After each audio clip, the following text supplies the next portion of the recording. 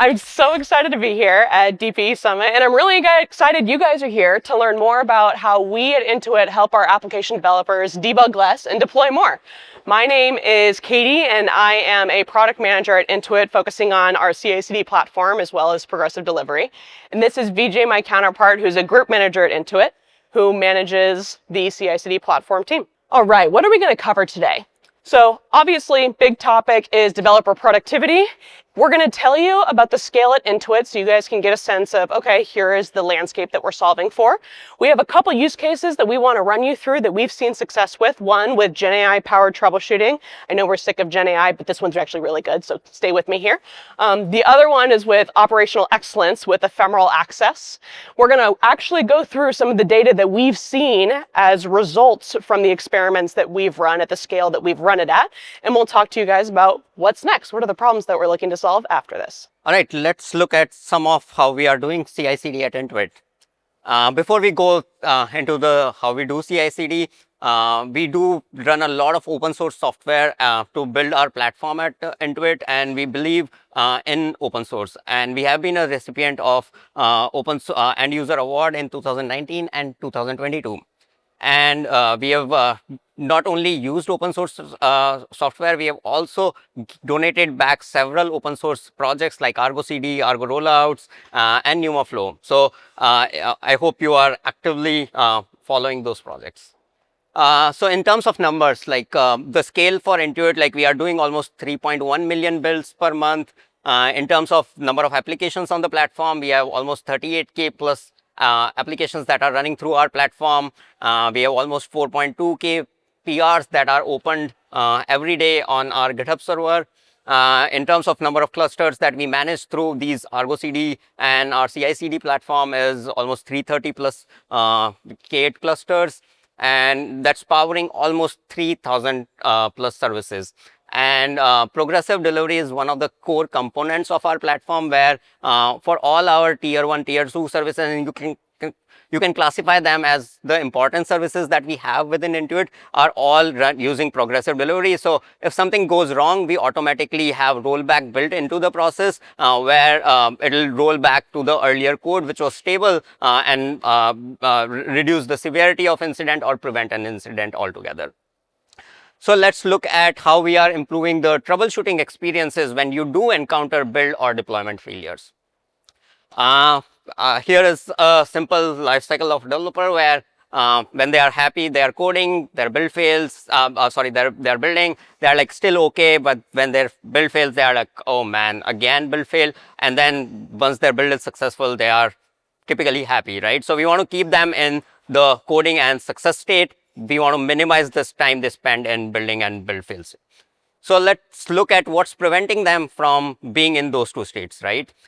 So one of the main challenges that we sought out to solve in last couple of years was the current experience that we had for troubleshooting was very manual. Like people would come and they would have to go through lots of logs to figure out what's happening, a lot of tools to figure out what's happening. So troubleshooting took really lot of time. One of the other problems was application developers are really good at debugging application code, but when it comes to infrastructure, they struggle. And because they don't know what config changed, is my pod getting restarted behind them, because they don't even know what a pod is.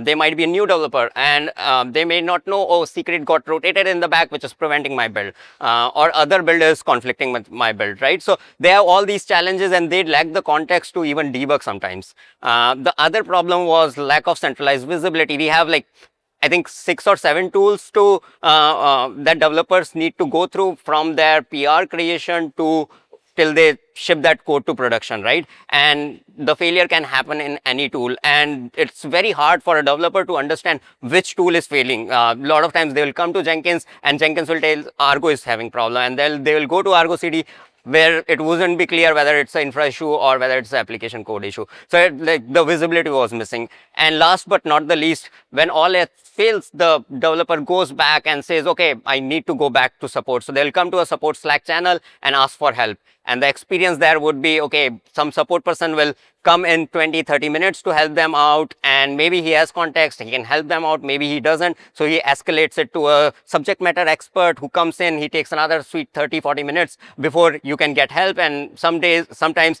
your deployment is urgent or your build failure, you want immediate remediation. So there will be escalation that happens behind the scenes. So at this point, there are like 5, 6 people involved in getting you to a healthy state. So the cost is pretty huge and the process is pretty slow. So how can we solve all these challenges that we are encountering today? So Katie will walk us through some of. Yeah, so before we talk about how we solve them, I really want to take you guys through a journey of like what an Intuit developer would see when they encounter these problems. So a lot of us are going to be familiar with this screen in particular right here. This is a blue ocean view in Jenkins, and we see our green checks. Green means yay, check means yay. But unfortunately, when we hit this deploy phase, we see that horrible red X, right? Okay, something went wrong. But unfortunately, that's what this view gives me is, okay, something went wrong. I don't really know exactly what went wrong. It's a deploy stage. So did something happen in the build when it was deploying? Did something happen in Argo CD when we were deploying? We don't have enough information here. So as a developer, my next step, of course, is to click on that X and dive into what that looks like. So we look at our Jenkins build log output.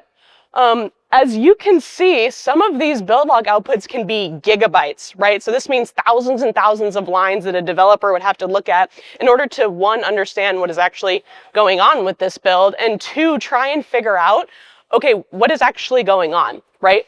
As a new developer joining a team, this is going to be super, super intimidated. And even as, maybe a developer that's been on this team since this asset's conception, this is something that's going to frustrate me, right? I'm going to look at this and go, oh, not again. I have to sift through thousands of lines long. Yes, I understand what most of them mean, but it's still really tedious. It affects my emotions. And as we heard this morning at the keynote, things that affect our emotions in a negative way affect our productivity. Unfortunately, CD, when it comes to debugging issues that happen in our deployment, isn't all that much better, right? So let's say in our build logs, okay, we determined that when Jenkins called Argo CD to perform a deployment, it failed in Argo CD. So we go to Argo CD and we say, hey, okay, I know my app is in a degraded state. I see the broken heart. My heart is now broken because my app is in a degraded state. And now I need to figure out why. What happened in order to get it into a degraded state? And unfortunately, from this UI in general, there are probably 4 or 5 different avenues that I could go down in order to understand a holistic view of why my app came into a degraded state, why my deployed failed. And that's too many clicks for one, to make this process productive for developers. And again, 2, you need information to be able to understand, I need to go to those places, right? It's not necessarily intuitive from this view. Where exactly do I go next? So let's dive into our solutions for solving these problems. So the first demo that I'm going to go into is our experience of what it looks like today for a developer troubleshooting a failed build. Now, I want to give you guys a little bit of context before we go into the demo. What you're going to see here is a developer is going to spin up a remote environment. So at Intuit, we have these remote environments called cloud workspaces that Intuit developers can use to spin up an environment remotely and avoid the issues of setting up a local environment. Their environment gets set up for them automatically in that environment, and they don't need to worry about installing dependencies or their application or anything. Then I can hook up an IDE directly to that remote environment and start coding right away. So the IDE that I'm using in this demo right now is Windsurf, and I'm going to implement a new capability for this application. We're going to see how it goes. Now, we know using agentic AI IDEs can introduce a couple of bumps, and we will see us run into a bump. So here's my cloud workspace. I click on my IDE pops open for me. Awesome. I start typing my prompt into Windsurf, and I'm like, hey, I want to create a funny phrases API. I want to laugh a little bit in my life. I want to enjoy my job. So it's going to return back a series of funny phrases that I want to send to all the rest of my users as well. So I pass that prompt into Windsurf. Windsurf is now going through the process of making those changes against my service. It's going to edit some existing files. It's going to add some new files. And once that's processed, has completed. I'm going to go through and accept all those changes because I have complete confidence in Windsurf to be able to write this capability for me. And once I accept those changes, I'm going to push it up to Git. So you'll see here, my PR is now running a build for me. And unfortunately, my build fails. So now what we'll see pop up directly within a developer's PR within the comment is a GenAI-powered failure analysis that tells me exactly why my build failed. And unfortunately, it was a unit case that wasn't correct. It was expecting a specific value, but the value was not passed in. So I'm like, okay, this is great. I can go back into Windsurf. I can find exactly where that unit test has failed. I'll fix my assertion, pass in the proper value, push that back up into Git, wait for that build to run again against my PR. And when it comes back all positive and happy because I have fixed my failed build, I will then see that all my checks have passed and everything is successful.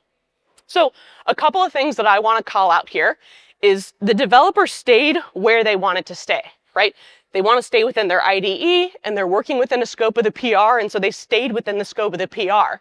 We didn't see them have to leave to go to Jenkins. We didn't see them have to go into the Blue Ocean UI. They had all the information they need in order to troubleshoot this build within their GitHub PR, which is super powerful for avoiding that context switch, avoiding distraction and other tooling, and staying where they need to stay, and allowed them for a super quick feedback loop to be able to resolve those issues. So now let's look at what the Slack experience looks like. So I'm a developer, and not all of my builds take place within a PR, right? That flow is really excellent for when I'm working within a PR, but I have builds that aren't within a scope of a PR.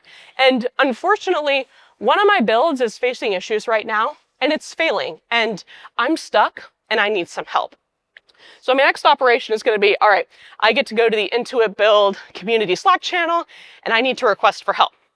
So as you can see, we requested for help, and we're like, hey, somebody, anybody, and please help me. We have an Intuit Assist Slack bot that is going to respond in thread and see if they can help the user troubleshoot their build. So as you can see, the Intuit Assist Slack bot is like, hey, I can help you out. Please pass me your build link.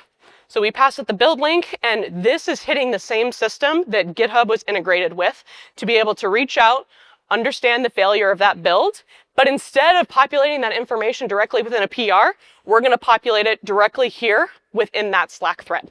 Now the developer has everything they need within that Slack thread to understand, okay, great, I know why my build failed. I got my response super quick back. I didn't need to wait for a human to have to look at this, and I can go back and resolve things myself now that I have this information at my fingertips. Again, something super powerful. All right, so that was around CI. So let's say now in a CD, how the experience would look like when developers have to go through that.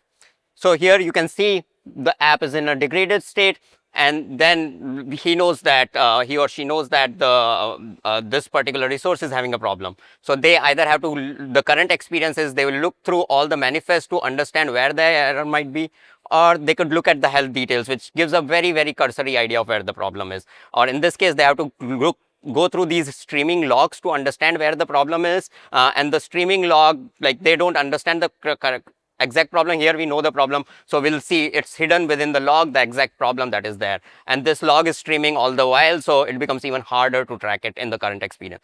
So what we have built is Assist, which will sort of analyze all the logs, all the pod logs, all the event logs, all the state of the cluster, all your manifest files, to give you a summary of where the problem might be. So you see, with a click of a button, you in few seconds you are able to correctly identify what's the missing API key in this resource, and that's why my pod is in a degraded state. So you resolve that where developer needed to spend like maybe 30 minutes, 45 minutes to just few seconds, where you can exactly see where the problem is. It improves our MTTR numbers, it improves our failure rates during CI, and we'll see some of those numbers in the further presentation. Let's look at behind the scenes, how is this being powered, right?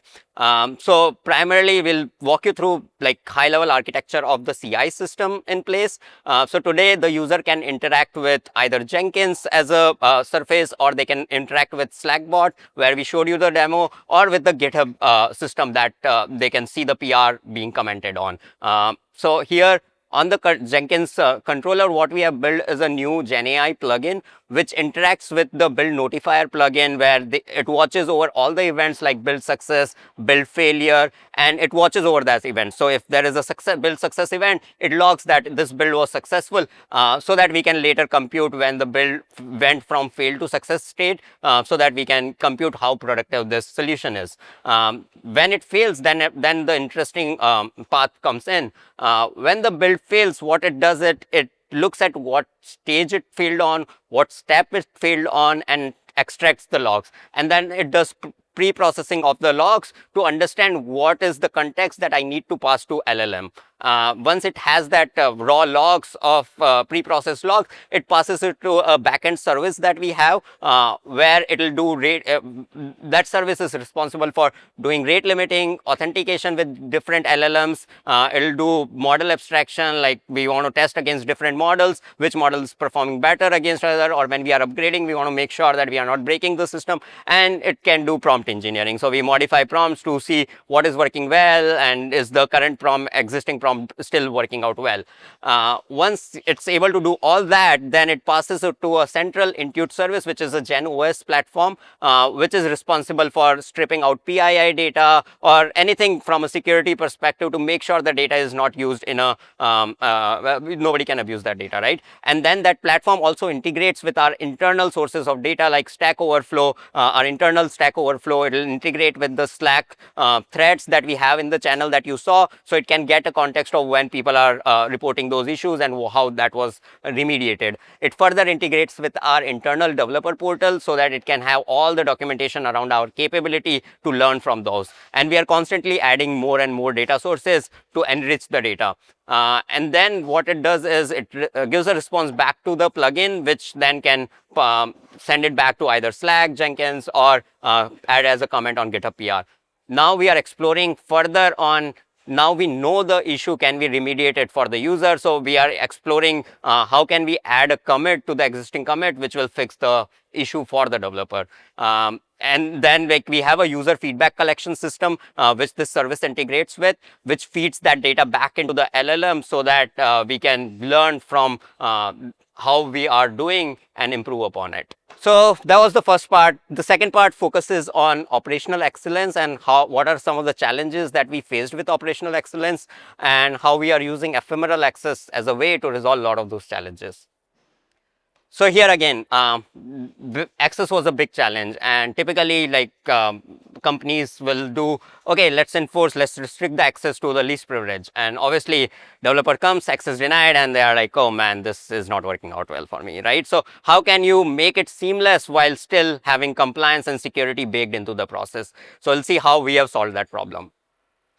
So one of the challenges that's preventing people from not being frustrated is they have to do manual approvals, and manual approvals takes time just because of the nature of humans involved. It requires a lot of context switching because approvals typically happen in a different tool than where you are. So you are in Argo CD, for example, and the approval will be needed in, let's say, your change management system, whether it's ServiceNow or whatever tool you are using, right? And then you have to go to Slack to maybe ping the person that I need approval, right? So it takes a lot of context switching for you to just get a simple approval in place.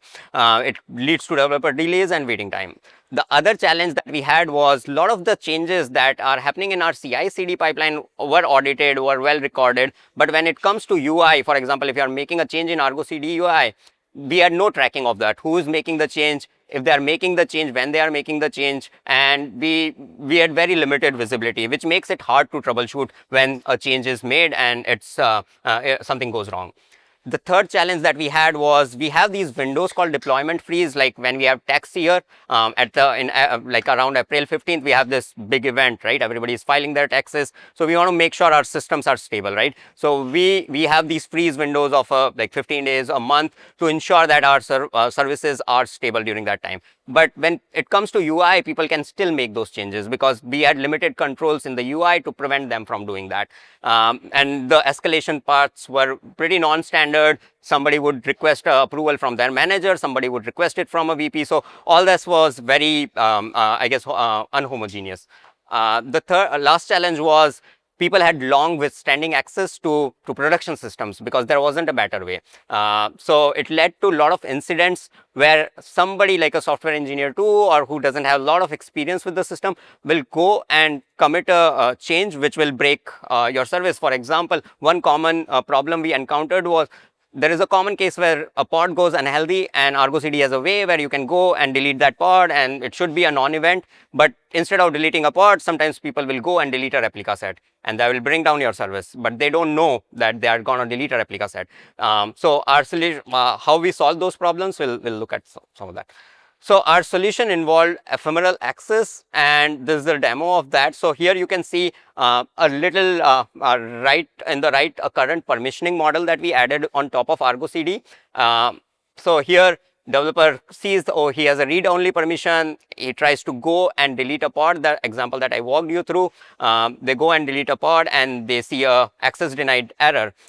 So he knows, okay, I'm access, and there is a permissioning button right next to it. So they go click on that button, and they can just click a simple request access button, and everything is done for them. It's all pre-populated, and they see a message, okay, you need to create a change request here because you are making a production change. So they go and click that button to request a production. There is a UI that's populated through the change management team, and now you just need to add an end date when my changes, I'm be done with my changes. So you go ahead and make I'm gonna require, for example, 4 hours to make this change. So you update the end date, and you add like which users you are requesting should be allowed access to the production systems. In this case, let's say we have a couple of users who need access. So we added the first user, we are going to add the second user who needs access to it. And once we add that user, we are just going to click continue here in a moment. We click continue, and the system is off. It automatically creates the change request for you, and you see here like all the previous change requests created, and you can see that, okay, from what time to what time it's created. And then you can go to Argo CD, and suddenly you will see that change is pending approval, and after a while it's approved. So within this UI you got approval in place, and now you have your permission changed to write for that duration that you requested it on, and then you can go and delete the resource effectively, and you only have access to deleting a resource because that's what you were allowed to do as we had more fine-grained permissions built into the model. So now you can't delete a replica set via this way. So we prevented a lot of incidents, and Katie will walk us through some basically like fewer incidents, faster MTTR, which gives developers time back to do coding and the things they enjoy. So let's look at some of the results. All right, here's the good part. Did we actually help our developers? Did we move any needles? I mean, this was super cool and this was really fun. I love talking to you guys about it, and I love hearing myself talk, but let's talk about the value that we're actually delivering. So our success metrics were extremely important, right? The first success metric we were tracking was developer thumbs up rate. When we hear back from our developers, were we actually making a difference for them? Did they see any value in it themselves? So the first iteration that we had with our tooling that we released didn't necessarily contain the context needed to be able to provide a really high quality answer. So our thumbs up rate was near 60 to 65%. But the moment we added the context in from our documentation, from our Slack channels, from our internal Stack Overflow, that developer thumbs up rate jumped to 85%. And that's a really good number for us, and we want to continue increasing that number. But it's a great thing to understand how we're affecting developers in their day-to-day. The second number that's really important for us is build remediation time reduction. So how do we define build remediation time? Well, the moment a build fails to the moment you can get it back successful again is our remediation time. That's how we have defined it internally at Intuit. And so we've improved that by 60%, which is huge. But one thing that we're continuing to iterate on internally is, what does that mean from active developer savings?